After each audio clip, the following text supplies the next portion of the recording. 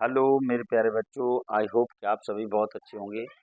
आपकी स्टडी भी बहुत अच्छी चल रही होगी। मैं रामरूप सर सफलता कोचिंग क्लासेस आपसे आपके लिए 10th सोशल साइंस का चैप्टर 18 अर्थशास्त्र का पहला चैप्टर विकास का लेक्चर 2 लेकर आया हूँ। इससे पहले लेक्चर 1 मैं अपलोड कर चुका हूँ।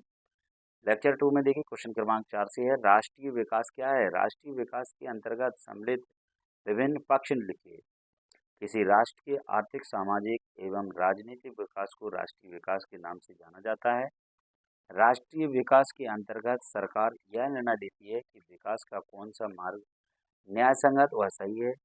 दूसरा है, राष्ट्रीय विकास के अंतर्गत केवल उन्हीं कार्यक्रमों एवं नतीजों को लागू किया जाता है जिनसे अधिकाधिक लोगों को लाभ हो। राष्ट्रीय विकास के अंतर्गत विचारों की विभिन्नता एवं उनके समाधान के बारे में निर्णय लेना बहुत महत्वपूर्ण है।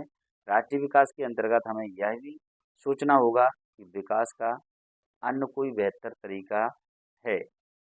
प्रश्न क्रमांक 5वां देखिए, आर्थिक विकास और मानव विकास के में अंतर लिखिए। आर्थिक विकास और मानव विकास में देखिए सबसे पहले क्या है, तो पहला पॉइंट है आर्थिक विकास का एक संकीर्ण पक्ष है क्योंकि इसमें वित्तीय पक्ष को ही लिया जाता है। मानव विकास का व्यापक पक्ष है क्योंकि इसमें वित्तीय पक्ष के साथ साथ गैर वित्तीय पक्षों को भी सम्मिलित किया जाता है। इसके अंतर्गत केवल मात्रात्मक विकास सम्मिलित है। इसके अंतर्गत मात्रात्मक विकास के साथ साथ गुणात्मक पक्ष भी सम्मिलित होता है। आर्थिक विकास मानव विकास को प्राप्त करने का एक साधन है। मानव विकास समस्त विकासों का अंतिम लक्ष्य है। आगे इसी के साथ विभिन्न आगे क्वेश्चन देखिए, तो विभिन्न देश या राज्यों की तुलना कैसे की जाएगी। सामान्यतः हम व्यक्तियों की एक या दो महत्वपूर्ण विशेषताओं लेकर उनके आधार पर तुलना करते हैं।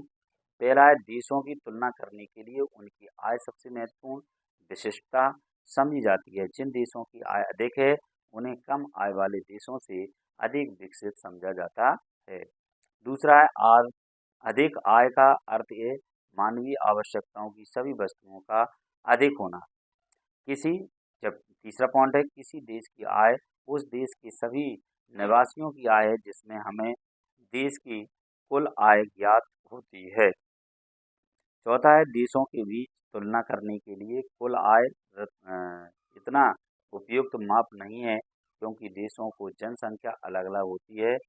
देशों की जनसंख्या अलग अलग हो इसलिए हम औसत आय की तुलना करते हैं। औसत आय क्या होती है, जब देश की कुल आय को कुल जनसंख्या से भाग देकर निकाला जाता है उसे औसत आय या प्रति व्यक्ति आय कहा जाता है। औसत आय का ज्ञात करने का सूत्र होता है प्रति व्यक्ति आय राष्ट्रीय आय बटे कुल जनसंख्या। प्रति व्यक्ति आय या औसत आय विकास का अधिक उपयुक्त मापदंड है। आशा करता हूँ ये वीडियो आपको अच्छा लगे तो लाइक, सब्सक्राइब, शेयर अवश्य करें। और यह चैप्टर आपको जानकारी होगा कि यह चैप्टर आपका 18 देख क्यों डाला गया, क्योंकि क्वार्टरली एग्जाम जो आपकी तिमाही एग्जाम में जो भी टॉपिक आ रहे हैं उन्हीं टॉपिक को मैं आपको बता रहा हूँ, उन्हीं टॉपिक को मैं अपलोड कर रहा हूँ। आप क्रम बाई चैप्टर बनाते जाइए, प्रत्येक चैप्टर आपको लिखाया जाए, कोई भी चैप्टर शेष नहीं रहेगा। धन्यवाद।